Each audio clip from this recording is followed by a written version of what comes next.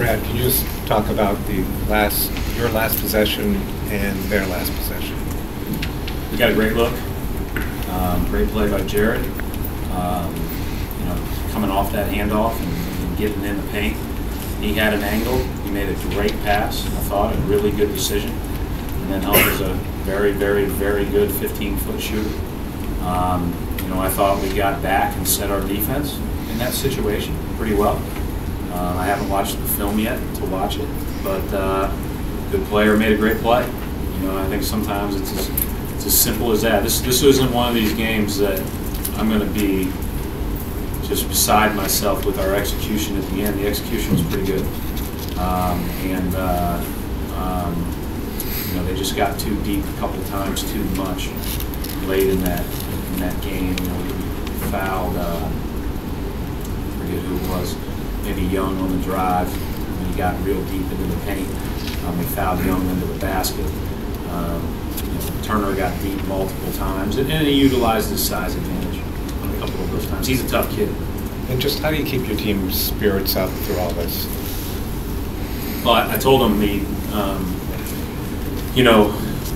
what you can't do is, and I don't want to misquote this, but you can't let your circumstances control your thoughts. You have to make your thoughts, improve your circumstances. And everybody wants something, but we have to make small tweaks and changes to get something.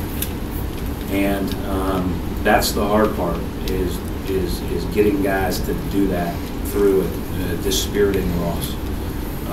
But I'm not going to be that way, and it's my job to try to be contagious and not being that way.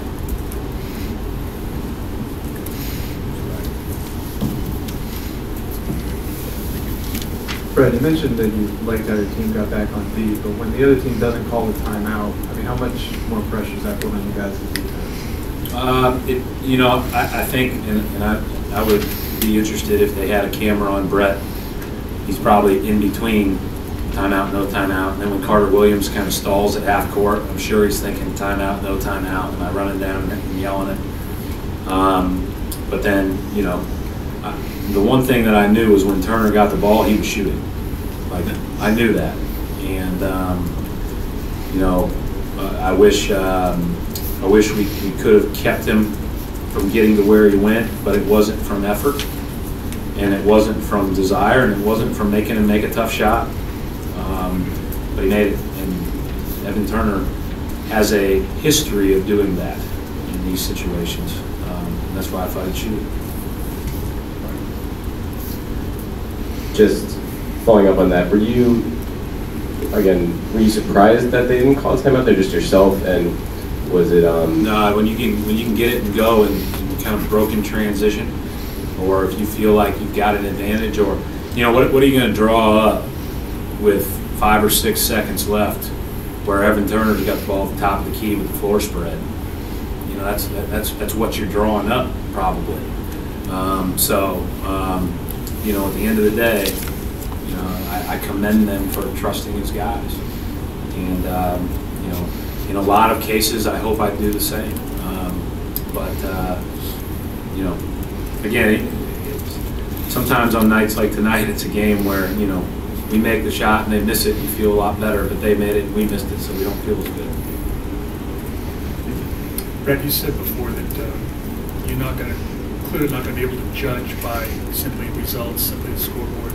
Is it important in the scheme of things though to get some along the way, some positive results, just to keep the atmosphere positive for learning? Again, I think you have to be really mentally tough to learn through and to grow through tough circumstances, but you have to be really mentally tough to win a playoff series. You have to be really mentally tough to come back from a bad loss and win the next night. If you're not mentally tough, you have a ceiling in this business. And so you might as well learn it now. And, I think that's the biggest thing about it. This is these kind of games, and our response to these kind of games will tell me a lot about what we'll look like down the road. Coach, Jared Sullinger, big night for you guys tonight. When you have guys who have these type of performances, does it even add more so to the disappointment of not coming out with a win when you get performances like this? No, I mean, I don't judge it that way. I mean, he didn't shoot it well. He did have 17 rebounds and 24 points. And, I thought he was a warrior the whole night. You know, I thought he did a great job defensively on Young when he got switched off onto him. He played his best game in a while, but he still didn't shoot it the way that he's used to shooting it. That said, you know, we have to have great performances to win. And doesn't mean people have to play above their level. They have to play at their level. And it's good to see him playing well, but, you know, with 25 shots, you know, he can get even better and better and better. And I didn't have a problem with any of them. I mean, he shot good shots the whole night. He'll make more of those once he gets healthy. And speaking of health, you've got a few days off before you play again. Just talk about just from a Knicks and Bruises standpoint how important this time is for you guys. Yeah, I think our practice is a lot more important than our Knicks and Bruises right now. So Friday and Saturday are going to be really important. We should be fully healthy by then. Avery should play. I don't see any reason why right now he wouldn't play on Sunday. You know, Sully be the one that you know, has the finger, but other than that, we should be ready to roll Friday and Saturday. Friday and Saturday are going to be pretty important for us. Thanks, Coach.